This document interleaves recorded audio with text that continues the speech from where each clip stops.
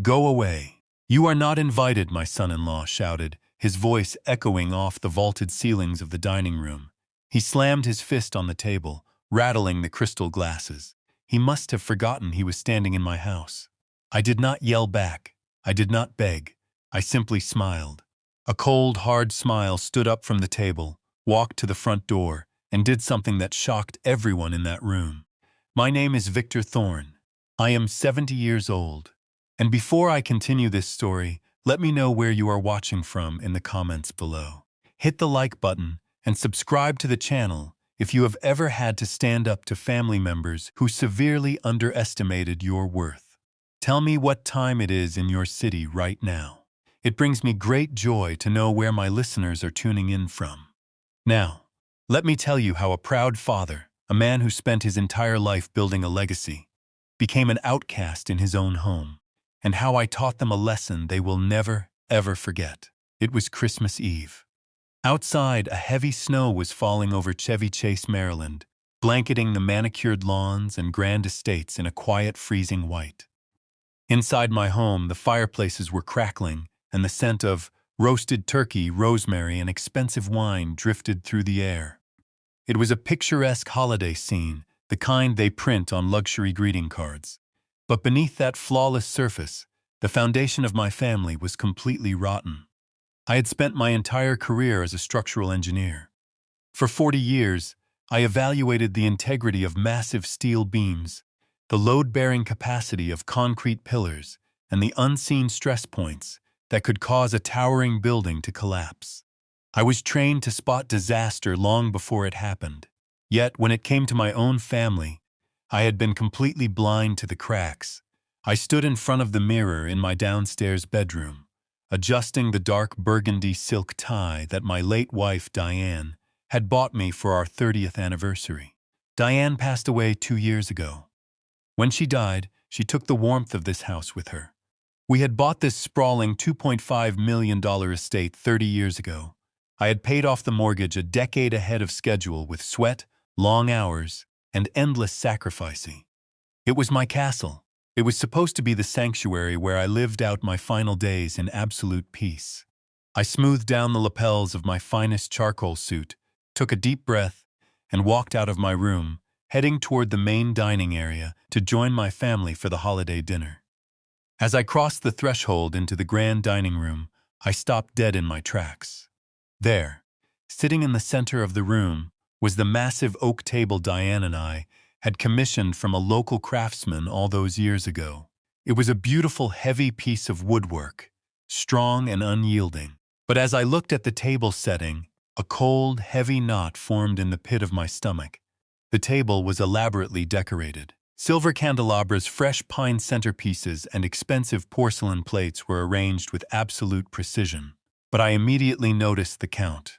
1, 2, 3, 4, 5, 6, 7, 8.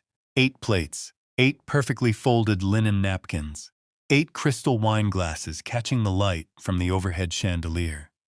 I looked around the room.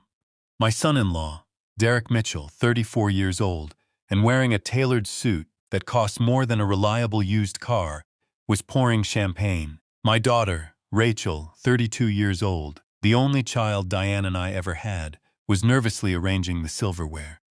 Derek's parents were seated on the far side of the table, sipping their drinks with an air of unearned superiority. And then there were the guests. 4 men I had never seen before in my life. They wore sharp, expensive suits, their hair slicked back, their eyes cold and calculating. They did not look like friends. They looked like predators. I counted again. Derek, Rachel, Derek's parents, and the 4 strangers. That made 8 people. There were 8 chairs pulled up to the table.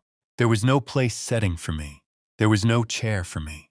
I stood there in the doorway, staring at the polished oak wood, feeling a profound sense of isolation wash over me. How did I become a ghost in my own house?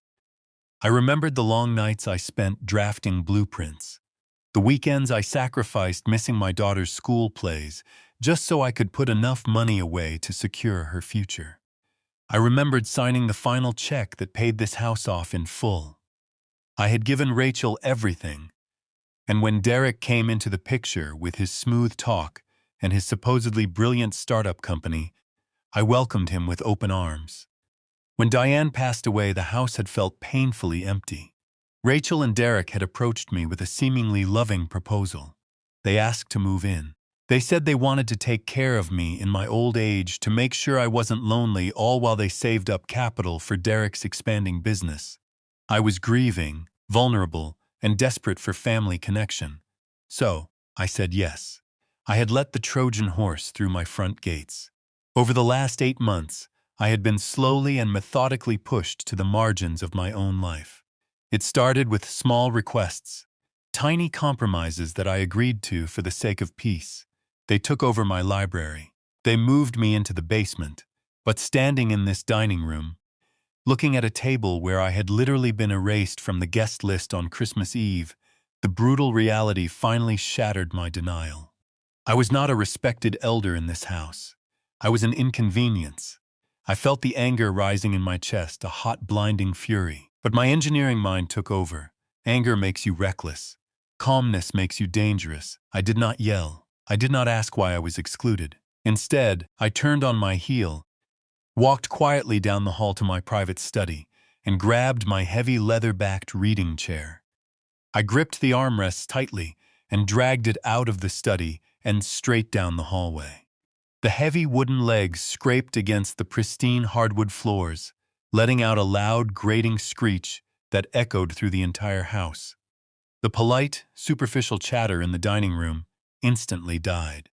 I dragged the chair right to the head of the table, the very spot where I had sat for 30 years. I wedged it roughly between Derek and one of his slick-suited guests.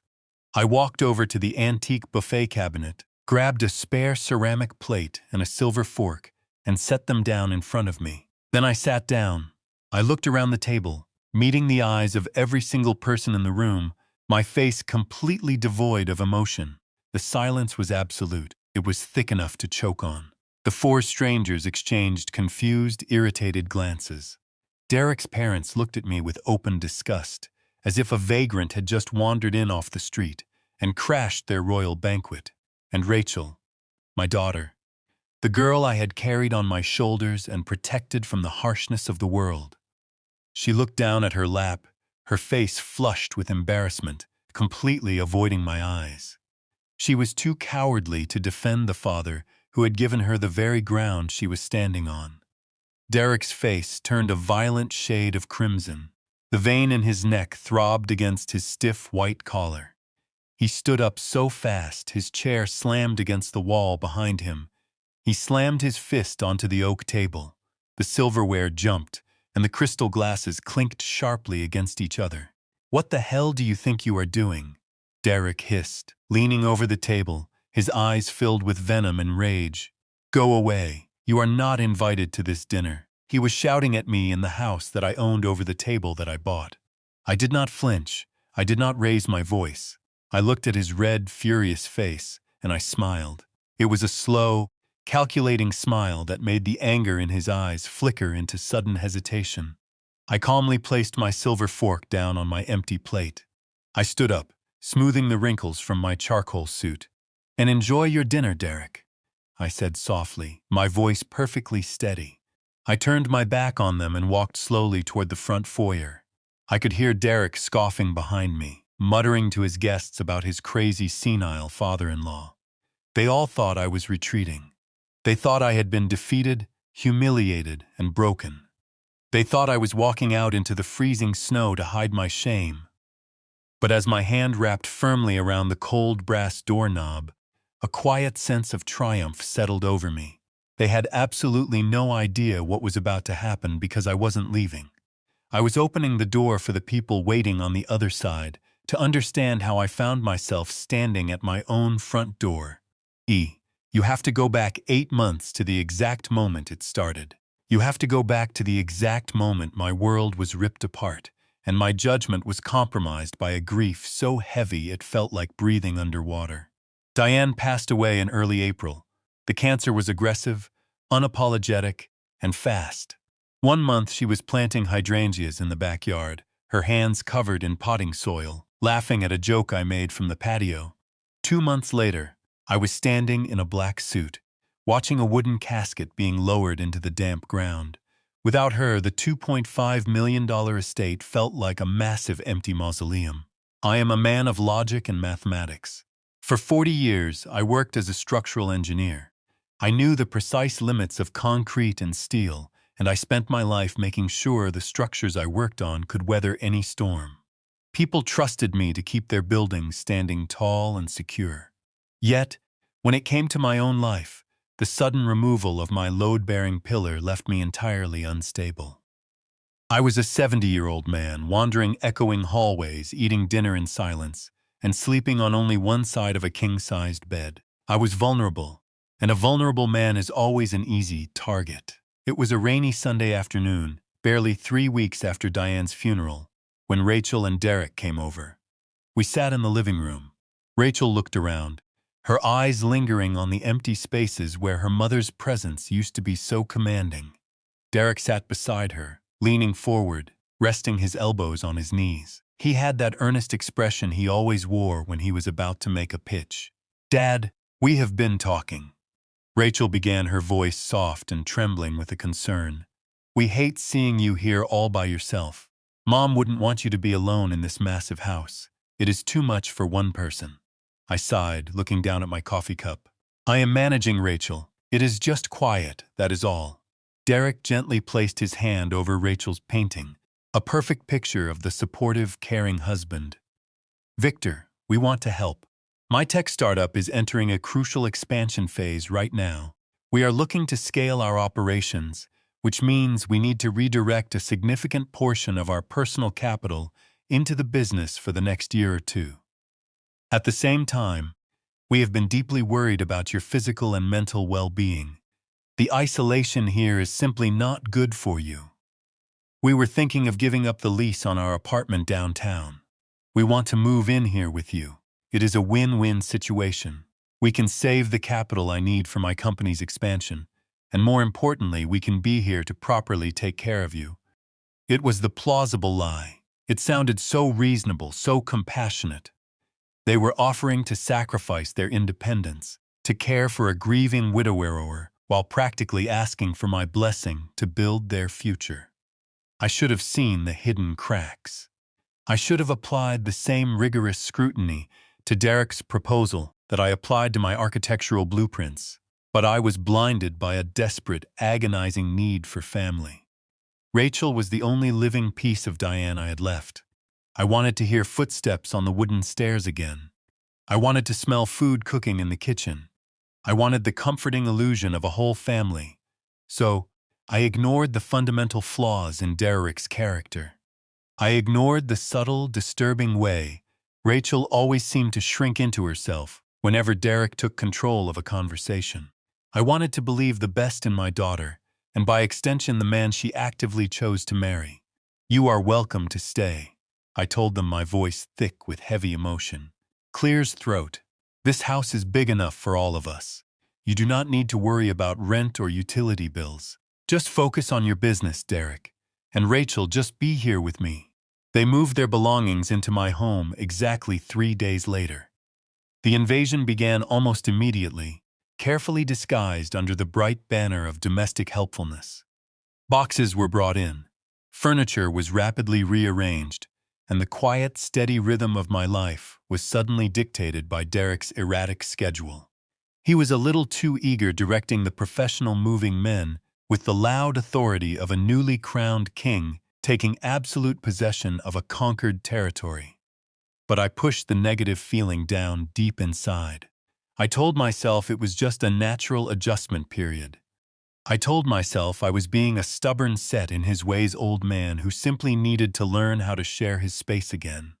But the comforting illusion of a harmonious family arrangement did not even last a full 24 hours. It was their very first night sleeping in the house. I had gone out for my usual evening walk around the quiet neighborhood, a strict routine I maintained to keep my joints active and my mind reasonably clear. The crisp night air felt surprisingly good on my face. It gave me a brief moment of hope. I thought about the breakfast we would all share the next morning. I thought about having people to talk to over the morning paper. I returned to the house just after 9.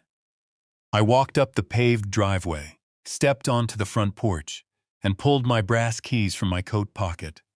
I unlocked the heavy oak door and stepped into the foyer. The house was extremely quiet. I reached for the security panel on the wall, just as I had done every single night for the past 15 years. I pressed my 4-digit code to disarm the system. The keypad flashed a harsh, bright red. A sharp electronic beep echoed loudly through the hallway. Error. Invalid code. I frowned. My fingers were old, but my memory was incredibly sharp. I carefully typed the code again. Red flash. Sharp beep. Invalid code. My heart did a strange, uncomfortable flutter in my chest. The alarm system had never failed before. I tried a third time, pressing the numbers deliberately. The system immediately locked me out, and a loud, piercing warning tone began to sound, indicating that the police would be dispatched in 60 seconds. Suddenly, Derek appeared at the top of the sweeping wooden staircase. He was wearing silk pajamas, holding a glass of sparkling water, looking entirely too relaxed. "Derek," I called out over the blaring alarm. "The security panel is malfunctioning. My code is not working." He walked down the stairs slowly, a casual, untroubled smile on his face. He did not look like a guest who had just moved in. He looked like an owner dealing with a confused tenant. He walked past me, reached over to the panel, and typed in a completely new set of numbers. The alarm immediately fell silent. The green light flipped back on. I stared at the panel, then at him. "What did you just do? Why didn't my code work?" Derek took a sip of his water, his eyes meeting mine with an infuriating calmness. "Oh, my apologies, Victor. I forgot to mention it. The system had a weird security glitch this afternoon while you were out. It was acting up and driving Rachel crazy. I went ahead and completely reset the master code to fix the problem. I figured it was just easier to synchronize it with the code we used at our old apartment." He smiled again, a perfectly practiced, plausible smile. "I will write the new numbers down for you in the morning," he added lightly, turning his back on me and heading toward the kitchen. "Have a good night, Victor." I stood alone in the dimly lit foyer, staring at the green light on the wall. A security glitch. It was such a small, reasonable explanation. But my gut twisted violently. You do not change the master security code of another man's house on your first night living there, unless you are sending a message. He had locked me out of my own system, and he had done it right to my face. I stood there paralyzed by his audacity, realizing I had made a terrible mistake. I had invited a parasite into my sanctuary. The man my daughter married didn't see me as a grieving father who needed companionship. He saw me as a naive, helpless obstacle standing in the way of his ambitions. I took a slow, deep breath, feeling the cold air. The blinking green light on the security panel felt like a mockery. I stood in the silent foyer for a long time after Derek walked away. I told myself to be incredibly patient. I told myself that Derek was just an arrogant, overeager young man who lacked basic manners and proper boundaries. I tried to convince myself that Rachel would eventually step in. But the sturdy foundation of my life in this house had already begun to shift in ways I could no longer ignore. Over the next few weeks, the subtle microaggressions quickly evolved into a calculated, agonizing takeover. It was a masterclass in slow eviction. Derek did not conquer the house with shouting or physical force. He took it over like toxic black mold spreading behind the drywall, silent and insidious until the rot was everywhere. The first true casualty of this silent war was my beloved library. For over 3 decades, that specific room had been my ultimate sanctuary.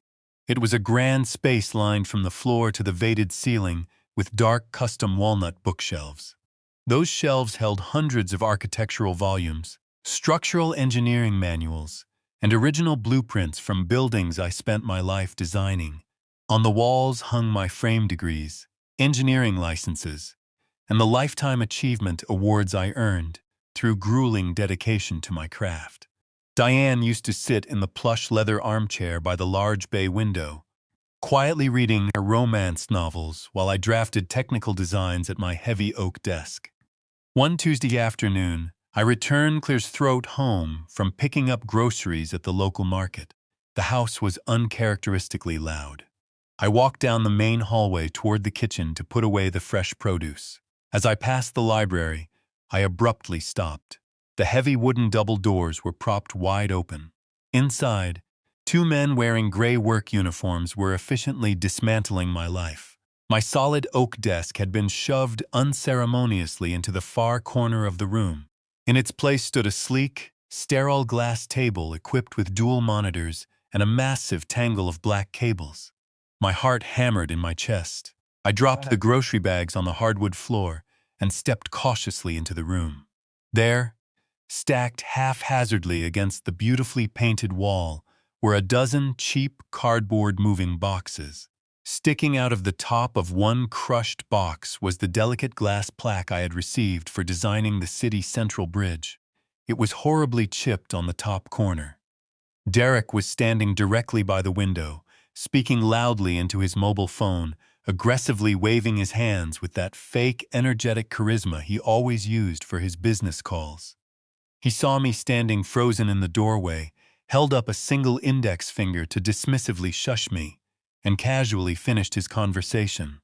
When he finally hung up the phone, he turned to face me with a bright, entirely artificial smile.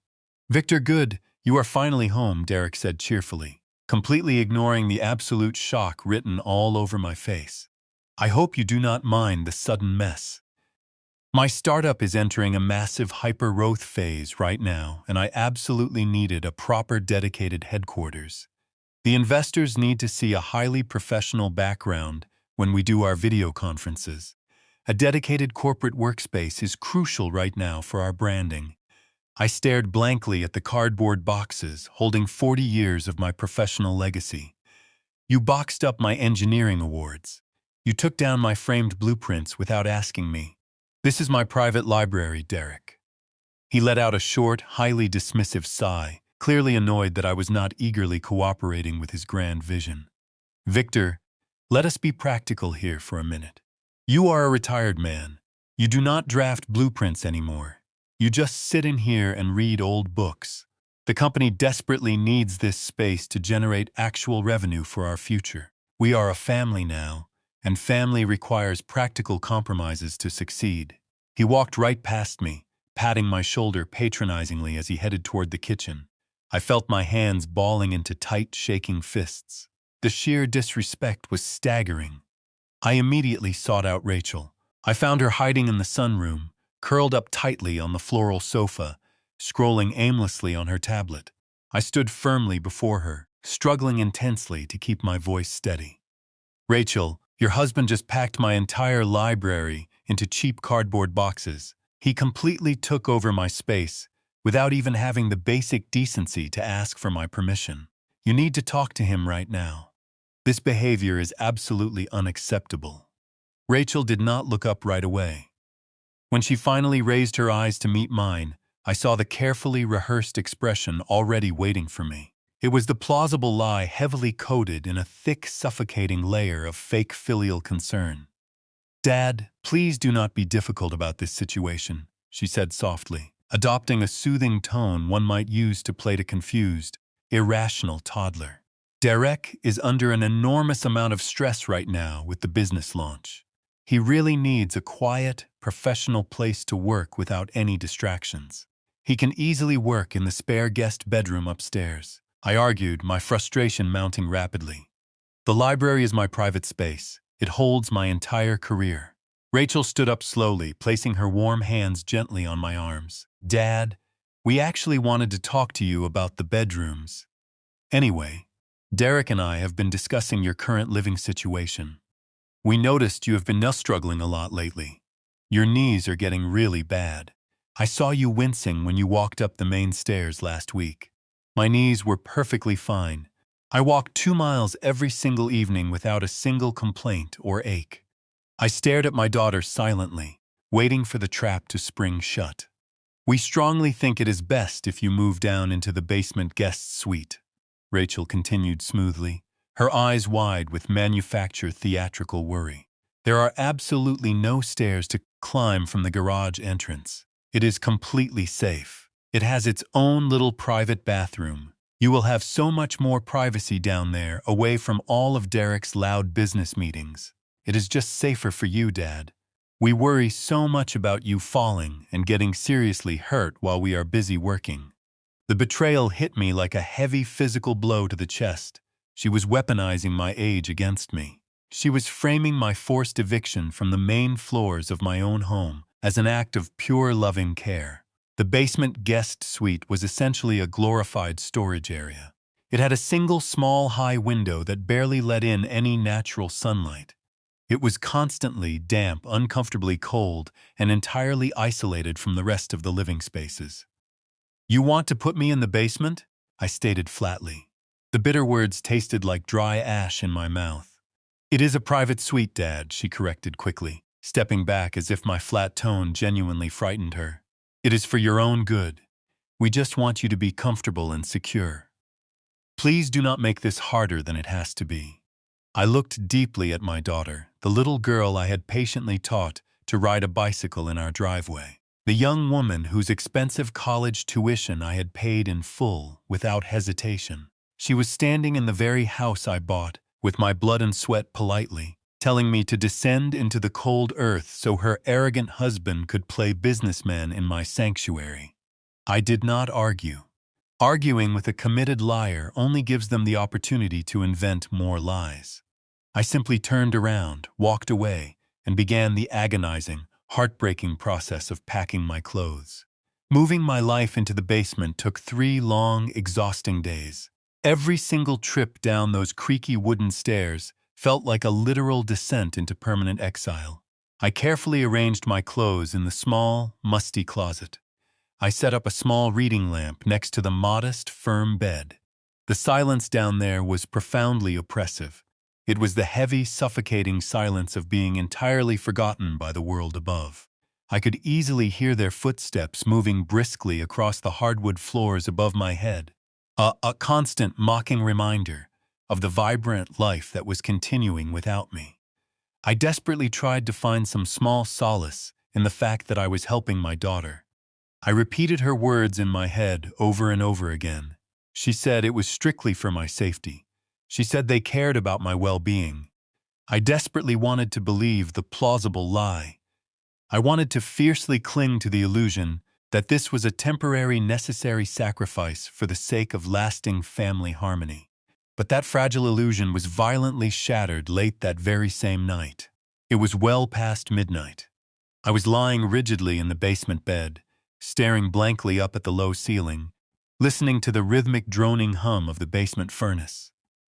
The grand house above was completely dark and still. Suddenly, a heavy scraping, dragging sound reverberated loudly through the floorboards. It was coming directly from the master bedroom, the beautiful room that had been mine and Diane's for 30 years. The sudden sound was loud, rough, and unmistakable. It was the awful sound of heavy wooden furniture being scraped aggressively across the polished hardwood floors. I immediately threw off the thin covers, my heart racing with panic. I slipped on my walking shoes and quietly crept up the dark basement stairs. I carefully cracked the door open, just enough to see clearly into the main hallway. The heavy front door was propped wide open, letting in a biting gust of freezing wind. Derek was struggling to physically push a large, extremely heavy piece of furniture out the front door, awkwardly maneuvering it toward the edge of the paved driveway, where a massive rented dumpster had been parked earlier that afternoon. The pale moonlight caught the intricate hand-carved floral patterns on the dark wood. It was Diane's antique vanity. It was the beautiful vanity where my wife had sat every single morning to brush her hair. It was the vanity she had deeply cherished, a priceless family heirloom passed down from her beloved grandmother. I had specifically asked Rachel to keep it totally safe in the master bedroom because it held so much profound sentimental value to me. Derek shoved the vanity hard with his shoulder. It tipped violently over the edge of the porch, crashing violently down the concrete front steps. I distinctly heard the sickening sharp sound of the antique wood splintering and cracking upon heavy impact with the frozen driveway. He dragged the broken, shattered pieces across the wet pavement and casually heaved them into the rusted metal dumpster. He wiped his hands on his expensive pants, pulled out his phone, and typed a quick message, completely unbothered by the sheer fact that he had just callously destroyed a priceless piece of my late wife's history. I stood frozen in the dark shadows of the stairwell, my breath completely catching in my dry throat. This was not about making practical space. This was not about my bad knees or my physical safety. This was a systematic, deliberate, and cruel eradication of my existence from this property. They were not just quietly taking over my house. They were throwing my entire life into the trash. The morning after the vanity was destroyed, I did not confront Derek. I sat quietly at the small table in my basement suite, sipping black coffee, and applied the logic of a structural engineer to my life.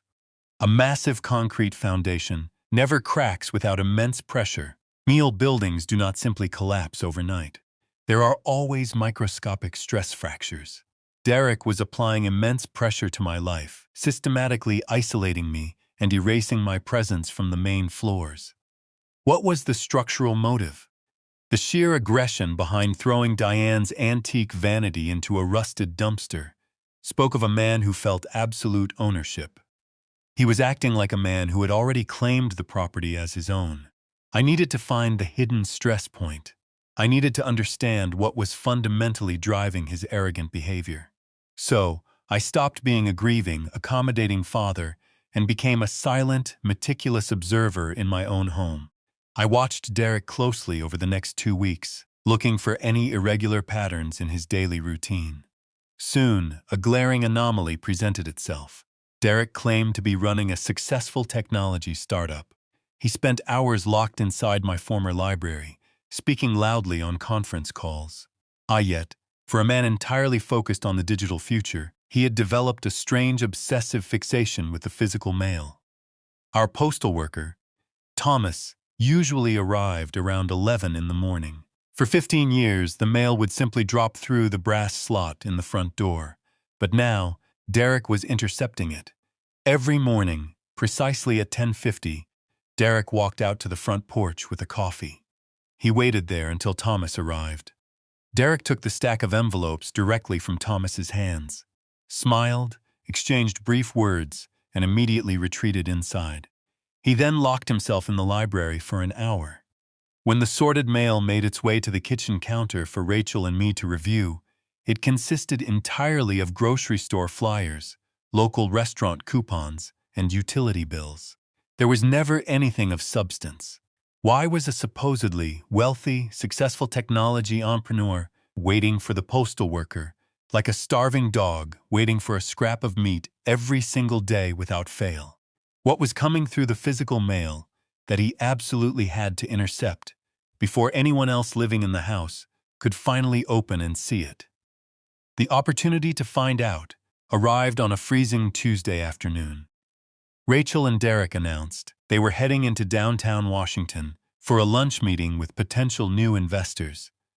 They dressed in their finest clothes, kissed me on the cheek with fake warmth, and drove away in their polished car. As soon as their taillights vanished down the street, I moved. I walked up the basement stairs and headed straight for the attached garage. I bypassed the standard trash cans and moved directly to the large blue recycling bin tucked away in the corner.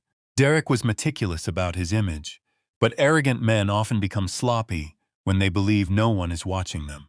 He had purchased a heavy-duty paper shredder for his new office to protect sensitive corporate documents, but he emptied the shredded plastic bin directly into our unlined household recycling container. I lifted the heavy blue lid. Inside was a mountain of white paper strips, a chaotic, tangled mess of destroyed information. I plunged my hands into the freezing bin, scooping up large handfuls of the shredded documents, and dumped them into a large plastic garbage bag. I carried the bag back down the stairs into the damp isolation of my basement suite. I emptied the pile of white strips onto my bed and turned on my reading lamp. It looked like an impossible puzzle. Thousands of jagged pieces of paper completely mixed together. But I had spent 4 decades solving incredibly complex structural equations for towering skyscrapers and bridges. I had the absolute patience of a desperate man who knew his ultimate survival depended entirely on finding the absolute undeniable truth. I began sorting the strips by color and texture. Most of the paper was standard cheap printer material, likely discarded drafts of his meaningless business proposals. But after 30 minutes of meticulous digging, my fingers brushed against a different type of paper. It was thicker, heavier, and had a very distinct glossy finish. It was high-quality corporate stationery. I gathered all the thick, glossy strips and pushed the rest of the pile onto the floor. I sat on the edge of the mattress, my back aching from the damp cold, and began piecing the jagged fragments together. It was a painstaking, frustrating process. I matched a curved letter here, a straight blue line there. After an hour, I managed to assemble the top left corner of the document. My breath caught sharply in my throat. The assembled pieces revealed the bright, unmistakable corporate logo of the largest national bank in the country. It was the exact same bank where Diane and I had held our joint checking accounts for over 30 years. It was the bank that held the original, long-retired mortgage documents for this very house. My heart hammered violently against my ribs. I grabbed a roll of clear adhesive tape from my nightstand and worked faster, my fingers moving with a desperate, frantic precision. I found a strip containing a date. It was dated just 4 days ago. Then I found the most crucial piece of the puzzle. It was a long strip that contained the official recipient address block. I taped it down carefully. The name printed in bold black ink was not Derek Mitchell. It was not Rachel Thorne. The letter was explicitly addressed to me, Victor Thorne.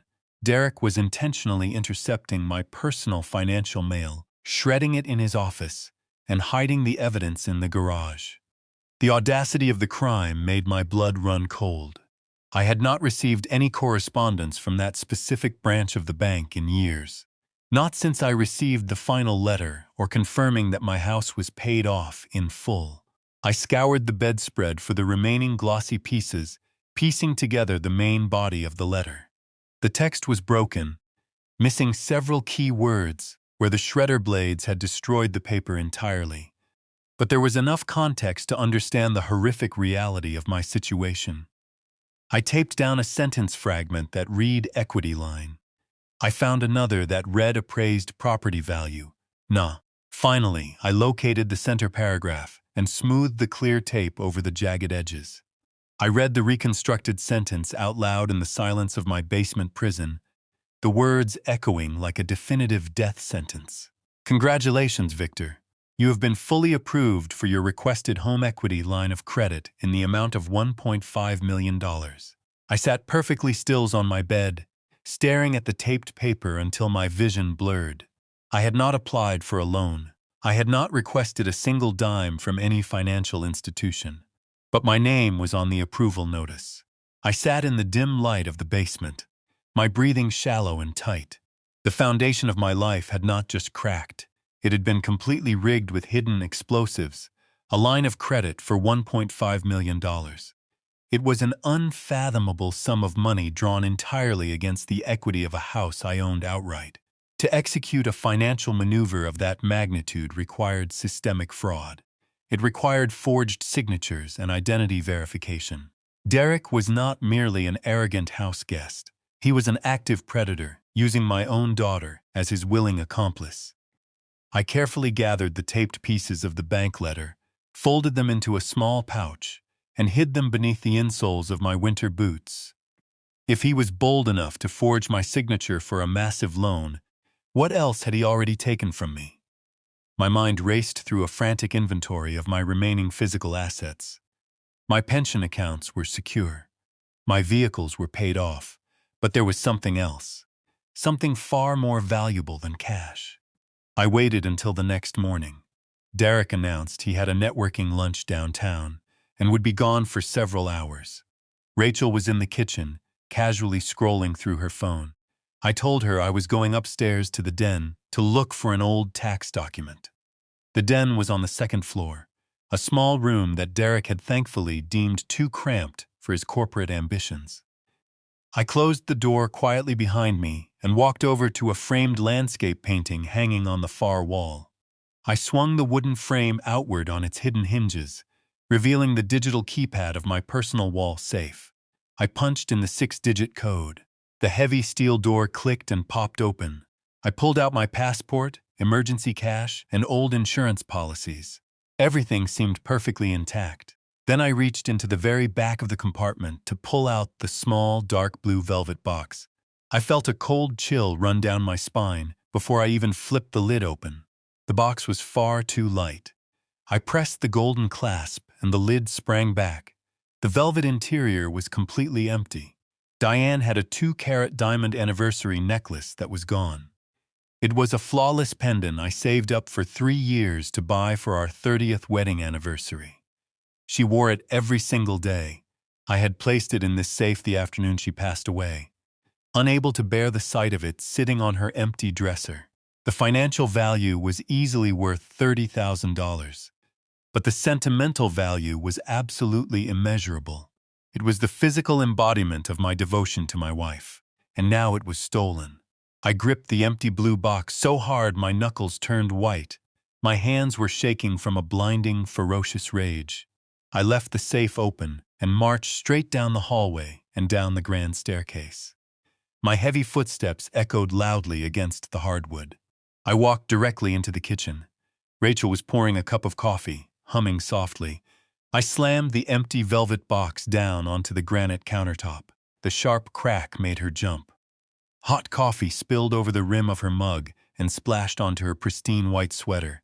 She gasped, spinning around to face me. "Dad, what is wrong with you?" she asked, her voice trembling. "Where's your mother diamond necklace, Rachel?" I asked, my voice dangerously low and steady. Rachel froze. The color instantly drained from her face, leaving her looking completely pale and sickly. Her eyes darted wildly around the kitchen, looking anywhere but directly at me. "I do not know what you are talking about," she stammered, her voice dropping to a nervous whisper. The safe upstairs was locked. I continued taking a slow step closer to her. "The only people who know the combination to that specific safe are me, your late mother, and you. I checked it just now. The box is empty. Where is the necklace?" Small beads of sweat formed on her forehead. She backed away, gripping the edge of the kitchen island. "Dad, I swear I have not touched it. You must have moved it somewhere else. Do not lie to me in my own house." I warned her, the absolute fury finally breaking through my composed exterior. "That necklace has not moved from that safe in 2 years. Before she could formulate another pathetic excuse, the heavy oak front door swung open. Derek strolled into the kitchen, taking off his expensive wool coat. He immediately sensed the high tension in the room. His eyes flicked from my furious face to the empty velvet box on the counter, and then to his terrified wife. He did not look surprised. He looked annoyed. "What is going on here?" Derek asked, stepping smoothly between me and Rachel. He crossed his arms over his chest, taking a dominant, aggressive stance. "The diamond anniversary necklace I gave Diane is missing from my personal wall safe," I told him, refusing to back down, "and Rachel is the only other person alive who has the access code." Derek let out a long, exaggerated sigh. He uncrossed his arms and gave me a look of deep, patronizing pity. It was a performance worthy of a stage actor. "Come on, old man," Derek said, his tone dripping with condescension. "Listen to yourself right now. You are aggressively accusing your own daughter of being a common thief over a piece of jewelry.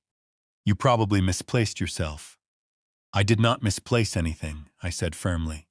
Derek stepped closer to me, lowering his voice into a soothing, incredibly insulting register. "Victor, let us be completely honest here.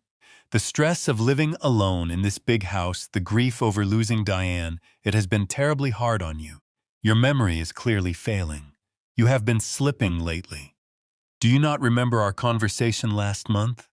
You told me you were worried about keeping such valuable items in a simple wall safe. You said you moved the diamond necklace down to your safety deposit box at the downtown bank branch for better security." I stared at him, feeling the absolute audacity of his lie wash over me. He was actively trying to rewrite my own reality. He was orchestrating a massive campaign of psychological manipulation, hoping to make me doubt my own mind. He wanted to lay the groundwork for declaring me mentally incompetent, just as I had suspected. I looked at Rachel. She was completely silent, refusing to meet my gaze quietly, allowing her husband to paint me as a senile, confused old fool. I realized in that exact moment that fighting them right now is tactically disastrous. If I pushed back, if I screamed and called the police, they would use my emotional outburst as documented proof of my supposed mental instability. They would speed up their timeline for whatever vicious plan they were executing. I needed to swallow my pride. I needed to play the exact role they had written for me. I let my shoulders slump heavily in defeat. "I suppose my mind is playing tricks," I whispered. I walked away, catching Derek in the mirror, smirking triumphantly at Rachel. I walked down the basement stairs, counting each step, focusing on the physical sensation of the wood beneath my shoes to keep my mind completely grounded. The cruel smirk I saw in the hallway mirror was etched into my brain. It was the absolute confirmation I needed. Derek was not just stealing from me. He was actively constructing a narrative of my mental decline. If a frail 70-year-old man starts claiming his jewelry is being stolen, and his daughter and own son-in-law insist he merely lost it due to failing memory, society will always believe the younger generation. It was a terrifyingly brilliant, flawless strategy. I sat alone on my basement bed and let the cold reality settle over me. I was trapped in a psychological cage match with a man who had no moral boundaries, and my own daughter was his silent accomplice. I knew I could not confront them directly again. I had to become a ghost. I had to become the exact pathetic, frail old man they desperately wanted me to be while maintaining the sharp analytical mind of a master engineer in the shadows. 2 days passed in a tense manufactured peace. I played my role perfectly. I asked Rachel the same mundane questions twice in 1 hour. I intentionally misplaced my reading glasses in the kitchen and acted profoundly confused when Derek dramatically found them for me in the living room. Every time I played the fool, I saw that familiar, sickening satisfaction wash over Derek's face. He was arrogant, and arrogance breeds careless mistakes. On Thursday afternoon, the weather was exceptionally clear and brisk. I put on my heavy wool coat and my walking shoes. I walked up to the kitchen, where Rachel was preparing a late lunch, and Derek was furiously typing on his laptop at the kitchen island. I announced in a weak, slightly shaky voice that I was going for a long walk around the neighborhood to clear my cloudy head. Rachel barely looked up from her chopping board, offering a dismissive nod. Derek did not even acknowledge my presence. I walked out the front door, making sure to close it with a loud, definitive thud. I walked down the long paved driveway and turned the corner, stepping out of their line of sight. But I did not continue down the street. I waited exactly 10 minutes, standing quietly behind the large brick pillar of my neighbor's fencing. Then I turned back. I moved silently, staying close to the thick, evergreen hedges that lined the perimeter of my estate. I approached the tall wooden side gate that led directly into the expansive backyard. I knew the latch was slightly rusted and prone to squeaking, so I lifted the heavy wooden panel slightly as I unlatched it, allowing it to open with absolute silence. I slipped into the backyard and concealed myself behind the large weeping willow tree near the edge of the stone patio. My garden was my absolute pride and joy. Diane and I had spent countless weekends planting the Aelia bushes, laying the slate pathways, and building the large wooden pergola that provided shade during the humid summer months. It was a space designed for quiet reflection and family gatherings. But today, the sanctity of my garden was being deeply violated. Standing squarely in the middle of the manicured lawn was Derek. He was not alone. He was accompanied by 3 men I had never seen before. They were not wearing the casual attire of neighborhood friends or the standard polo shirts of local contractors. They were dressed in sharp, meticulously tailored dark suits. They wore expensive leather shoes that looked entirely out of place, sinking into the soft winter grass. One of the men was smoking a thick cigar, casually flicking the gray ash onto Diane's prized rose bushes. Another held a leather portfolio, writing notes with a sleek silver pen. They moved with a predatory confidence, their eyes scanning the expansive property, examining the slate roof, the custom windows, and the deep wooded lot line. Derek stood in the center of the group, his chest puffed out, his hand resting confidently on his hips. He was pointing toward the main structure of the house, sweeping his arm in a broad, expansive gesture. He was giving them a good tour of my property, acting with the absolute authority of a wealthy landowner, showing off his vast domain. I held my breath, remaining perfectly still behind the draping branches of the weeping willow. The biting wind carried their voices clearly across the open lawn. I focused intently on Derek's words, filtering out the rustling leaves and the distant traffic. "As you can see, gentlemen," Derek said loudly, his voice brimming with a sickening manufactured bravado. "The property sits on over 2 acres of prime, fully developed real estate in one of the most exclusive zip codes in the entire state. The structural integrity is flawless, and the market value has absolutely skyrocketed in the last 5 years alone." The man with the cigar took a long, slow drag and blew the thick smoke into the crisp air. He looked at the main house, his eyes narrowing in cold calculation. "It is a substantial asset, Derek. I will give you that. The location is excellent, but we need absolute assurances. Our capital is not a charity fund. If we bridge this gap for your company, we need to know the asset is fully unencumbered and completely accessible." Derek laughed a smooth, deeply arrogant sound that made my stomach churn with intense disgust. He stepped closer to the men, lowering his voice just slightly, but not enough to escape my hearing. "I understand your concerns, gentlemen, but I promise you there is absolutely zero risk here. You have seen the initial paperwork I provided. The collateral is rock solid. My inheritance is guaranteed." The word inheritance hit me like a physical blow. A man cannot inherit an estate from a living father-in-law. An inheritance only passes hands when the current owner is dead or legally stripped of their rights and assets entirely. My mind raced, piecing together the shredded bank letter, the missing diamonds, the gaslighting, and this secret clandestine tour of my home. They were leveraging my house to fund his failing ambitions. The man holding the leather portfolio stopped writing and looked up, his gaze drifting toward the basement windows of my suite. He tapped his silver pen against the dark leather. "What about the current title holder?" the man asked, his tone flat and purely transactional. "What about the old man? Is he going to pose a legal problem for us when the transfer hits?" Derek stuffed his hands into the pockets of his expensive wool coat. A slow, chilling smile spread across his face, revealing a darkness I had never truly comprehended until this very second. He looked back at the grand house I had built to protect my beloved family, his eyes devoid of any human empathy. "Don't worry about Victor," Derek replied, his voice dropping into a cold, ruthless whisper that carried through the freezing winter air. "He won't be a problem much longer."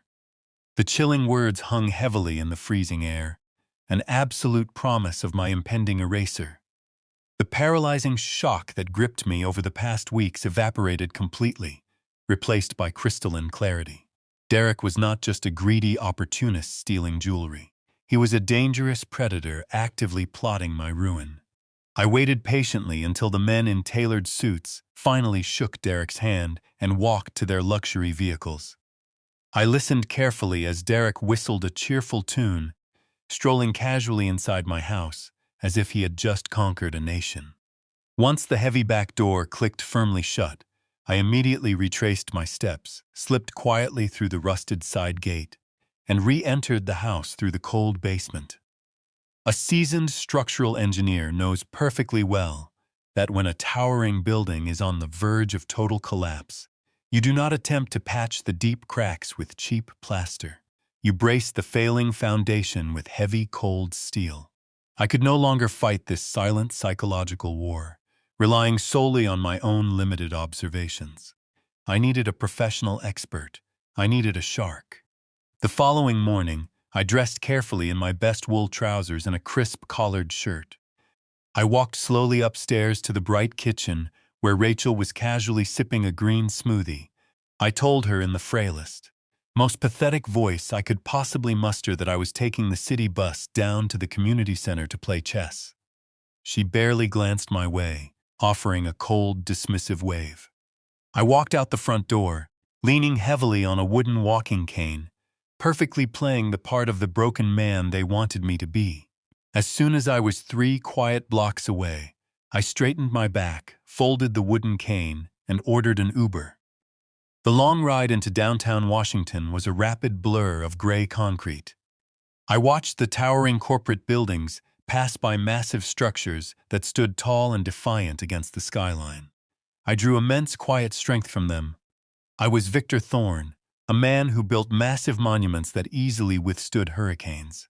I would not allow a pathetic, arrogant parasite to tear my life down. The black Uber dropped me off at a sleek high-rise on K Street.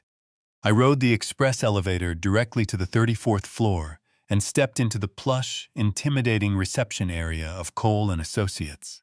Harrison Cole was not just a lawyer. He was a ruthless legal mercenary. For 30 long years, he had been my exclusive corporate attorney, aggressively defending my engineering firm against frivolous lawsuits and navigating complex municipal contracts. He ate corporate predators for breakfast. The polished receptionist recognized me instantly and ushered me directly into Harrison's massive corner office. Harrison was sitting confidently behind a massive slab of polished mahogany. He was a sharp, imposing, silver-haired man with piercing hawk-like eyes. He looked up clearly surprised by my sudden arrival, but quickly stood to shake my hand. I did not waste any time with empty pleasantries. I sat down in the leather chair, reached deep into my pocket, and pulled out the small pouch containing the shredded, taped-together bank letter. I placed it gently onto his immaculate desk and told him absolutely everything. I detailed the agonizing, slow invasion of my home, the destroyed antique vanity, the stolen diamond necklace, the secret garden tour, and the chilling conversation I had secretly overheard yesterday. Harrison listened with a terrifying absolute stillness, his sharp eyes visibly darkening with a cold, highly professional fury. He carefully picked up the reconstructed bank letter and examined it silently under the bright glow of his desk lamp. "Victor," Harrison finally said, his voice dropping into a low, dangerous rumble. "This is not a simple, isolated case of elder abuse. This is a highly orchestrated, complex financial crime. They are actively trying to liquidate your entire life." Harrison immediately turned to his computer, his fingers flying rapidly across the black keyboard. "I am pulling the county property records right now," he muttered intensely. "I also have direct channels with the internal fraud department at your bank. If they initiated a home equity line of credit using your property as collateral, the digital footprint will be sitting right in the centralized database." The grand office fell into a tense, utterly suffocating silence. I listened closely to the frantic clicking of his keyboard. Every single passing second felt like an agonizing hour. I watched his eyes narrow sharply as he rapidly scrolled through pages of dense digital financial information. Then he abruptly stopped. He let out a harsh, bitter breath and leaned back heavily in his expensive leather chair. "It is infinitely worse than you thought, Victor," Harrison said grimly. "The $1.5 million line of credit is absolutely real. But it is not just in the preliminary application phase. It is currently in the final underwriting stage. The bank has already completed a drive-by appraisal of your entire estate. The massive funds are scheduled to be dispersed directly into a newly created joint account in exactly 14 days. In 2 short weeks, Derek will have direct, unfettered access to $1.5 million of your home's equity." I felt the warm blood completely drain from my face. "How is that even remotely possible, Harrison? I never spoke to a single loan officer. I never signed a single application. They need a physical signature. They need a certified notary. They absolutely need my physical presence to authorize a massive loan against an unencumbered property." Harrison's intense expression turned remarkably grim. He opened a new digital tab, navigated quickly to a specific legal database, and downloaded a hidden file. The office printer hummed loudly to life, spitting out a thick stack of warm paper. Harrison stapled the top corner securely and slowly slid the heavy, damning document across the polished mahogany desk directly toward me. "They did not need your physical presence anywhere, Victor," Harrison said quietly, tapping his index finger hard against the very top page. "Because legally speaking, you gave them absolute undisputed permission to do whatever they want." I stared blankly down at the document. The bold black letters printed at the top of the page seemed to burn directly into my retinas. It was a comprehensive, durable power of attorney. I read the terrifying, legally binding clauses. The document granted Rachel Thorne Mitchell complete and total control over all of my financial assets, my personal banking accounts, my real estate holdings, and my healthcare decisions. It legally declared that she was fully authorized to act as my sole agent in all matters, effectively stripping me of my autonomy. "I never drafted this," I whispered softly, my voice shaking with profound, absolute horror. "I never saw this document in my entire life." "Look closely at the bottom of the very last page, Victor," Harrison explicitly instructed, his steady tone, heavily laced with a simmering lethal anger. I flipped frantically through the thick pages. There, at the very bottom of the final sheet, right next to the official blue stamp of a deeply negligent notary public, was my signature. It was not a sloppy, quickly rushed imitation. It was a flawless, absolutely perfect replication of my distinct personal handwriting. Every flowing loop, every sharp angle, and every subtle pressure point was exactly how I had signed thousands of complex architectural blueprints over my 40-year career. It was a master forgery. The brutal reality of Harrison's revelation hung heavily in the freezing air of the grand office, an absolute promise of my impending erasure. The paralyzing shock that gripped me over the past few weeks evaporated entirely instantly, replaced by crystalline clarity. Derek was not just a greedy opportunist trying to steal jewelry or comfortably live rent-free in my house. He was a dangerous, calculating predator, actively plotting my total ruin. Harrison stared at the document, his jaw set so tightly I could clearly see the muscles feathering beneath his skin. For a man who had spent 3 decades navigating the treacherous waters of corporate litigation, he rarely showed genuine shock. But this brazen act of criminality executed against a client he considered a long-standing friend had crossed a deeply personal line. He carefully placed the paper back onto the polished mahogany desk and looked at me with a cold, terrifying determination. We were no longer dealing with an entitled son-in-law. We were dealing with a desperate, cornered criminal who had systematically planned to strip me of every single asset I had built over 40 years of grueling work. "Victor, we cannot afford to simply react," Harrison stated, his voice dropping to a low, commanding whisper. "If we file a police report right now based on this forgery, Derek will instantly know we are on to his scheme. He will panic. He will shred whatever physical evidence remains in your house drain, whatever liquid accounts he currently has access to, and possibly flee the jurisdiction entirely. Or worse, he will accelerate whatever physical timeline he has planned for you. We need absolute, overwhelming proof of his entire operation before we strike. We need to completely dismantle him." I nodded slowly, feeling a cold, dark resolve settling deep into my bones. The profound shock was entirely gone, replaced by the precise, calculating mindset of a structural engineer analyzing a building scheduled for demolition. "What is our next move, Harrison?" Harrison reached for his desk phone and pressed a single button on the intercom. He instructed his secretary to cancel all his afternoon appointments and immediately summon a man named Marcus Vance. 20 minutes later, the heavy oak door of the office opened. Marcus was a former federal forensic accountant who now ran an elite, highly discreet private investigation firm, catering specifically to high-end net worth clients facing complex financial extortion.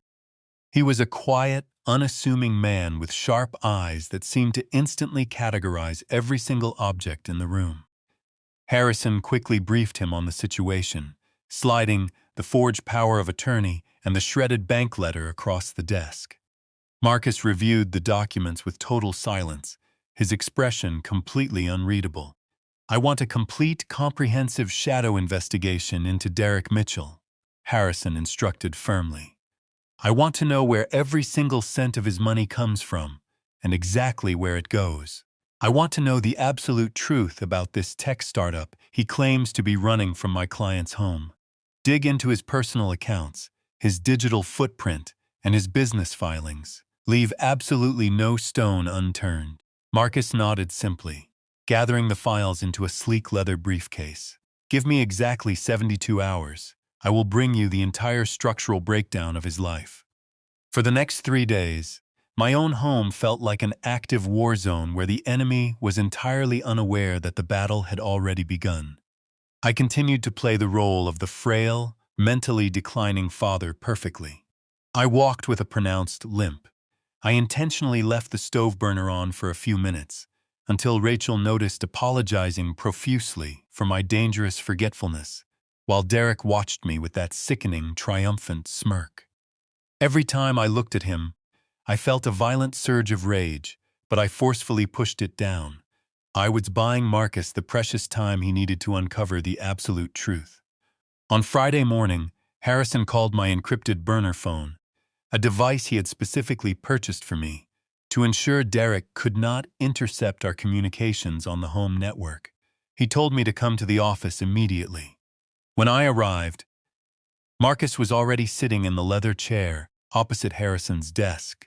The large glass table in the center of the room, was completely covered in thick color-coded financial doss. Marcus did not offer a warm greeting. He simply pointed to the largest stack of papers on the table. "Your son-in-law is not a technology entrepreneur, Victor." Marcus began, his tone entirely clinical and devoid of emotion.